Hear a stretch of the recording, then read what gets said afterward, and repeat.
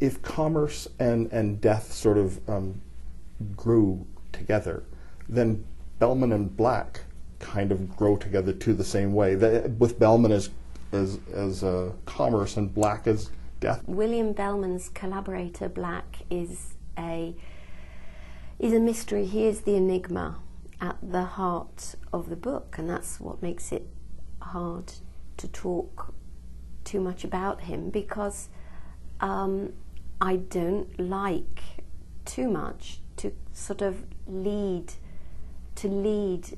readers into seeing Mr. Black in one way or seeing him in another way. You might see him as William Bellman's sort of alter ego. Young would call him a shadow. Yes, that's certainly a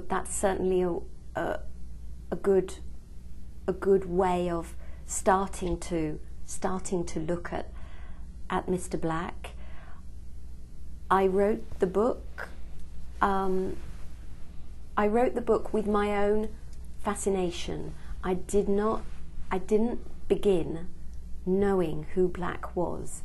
Is this element psychological or is it supernatural? And this was the question I was constantly asking with Bellman when he was part of that Thames novel. And eventually the question of who is Black, who is Mr. Black, was the question that became so central to William Bellman's story that it couldn't be a subplot in another novel. It had to be a novel of its own, because the ramifications of that question were simply too great to be contained as just one thread of a story. By the time I got to the end of the book, I hope you don't take this the wrong way, I stopped caring who Mr. Black was, because the question of who is Mr. Black was actually who is Bellman. Do we all have a Mr. Black or a Ms. Black that we have to find a way of relating to? Do we all have, another side that we need to accommodate somehow in order to be? No, it's, it's in some parts of the world, Bellman and Black is being marketed as a ghost story, and in the UK, one somewhat more timid lady reader asked me, but I live on my own, am I going to be scared to read this book? And I said, absolutely not. It's not that kind of a ghost story, if it's a ghost story at all. It's a story of a haunting. Now, all of us are haunted.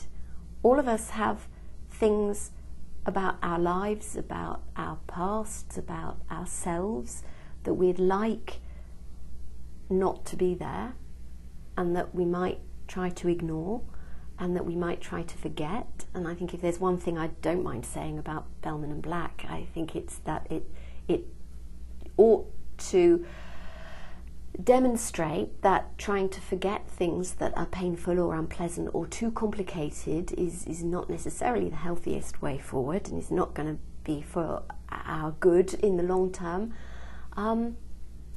All of us are haunted. To be haunted is part of the human condition, and so by balancing out, including a degree of ambiguity into who Mr. Black might be, I'm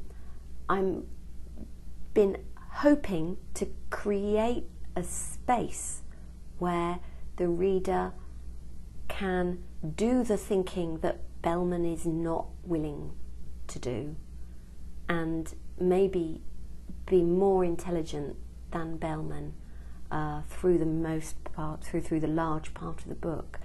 And Black, Black can seem, Black, the colour, is associated in our culture with the dark side, with the unknown, with the mysterious, with the dangerous, with the negative, with death, with the things we're afraid of. Mr. Black in my book is not all those things.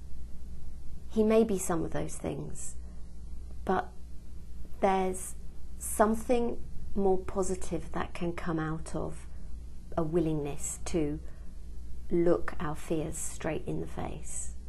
There's something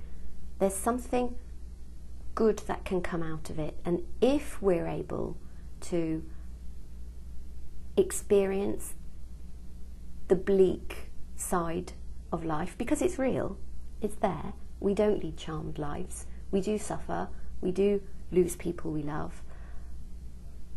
If we're willing to open our hearts to sorrow and to grief in a way that Bellman is afraid to, but if we can do that, this is what I think Mr. Black would like us to know, is that we can live better. We can live better if we're able to accommodate those things. We need to be able to come to some kind of deal. We need to be able to negotiate somehow with the fact that we're going to die and the people we love are going to die. It takes Bellman an awfully long time to learn that. The book is Bellman and Black, a novel. I've been speaking with the author Diane Setterfield and Bellman and Black, published by Bond Street Books, distributed in Canada by Random House.